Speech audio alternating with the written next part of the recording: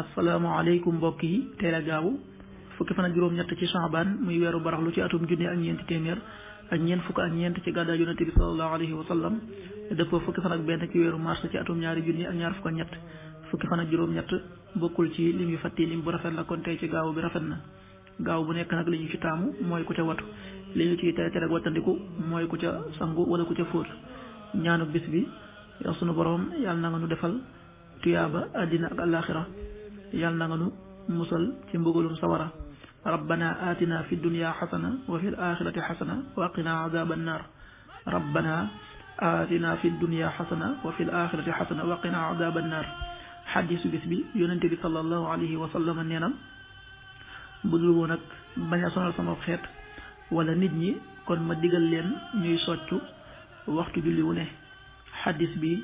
Buxaari ak Muslim nettali nañu ko qaala rasulullahi sallallahu alayhi wa sallam lawla an asuqa ala ummati aw ala annaasi la amartuhum bi siwaaki maa kulli salaa rawahu Buxaari wa Muslim. waxtu julli yi suba waxtu dana tàbbi 6h02 juróom benn waxtu yu tegal ñaari simili tisbaar 13h44 benn waxtu wu tegal ñeent fukki simili ak ñeent takkusaan 16h44 ñeenti waxtu yu tegal ñeent fukki simili ak ñeent timis 19h19 juróom ñaari waxtu yu tegal fukki simili ak juróom ñeent gee 20h30 juróom ñetti waxtu yu tegal fanweeri simili loolu mooy waxtu julli ci Touba ak li ko wër bu fekkee nekkoo Touba soo ko féetee penku ñaar fukk ak juróom ñaari kilomètre dina wàññil benn simili soo ko féetee sowwu ñaar fukk ak juróom ñaari kilomètre dina yokkal benn simili soo ko féetee gànnaar wala Saloum téeméeri kilomètre dina yokkal benn simili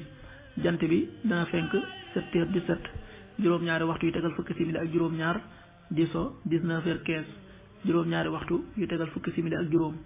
yàlla na nu yàlla nangul te nangul leen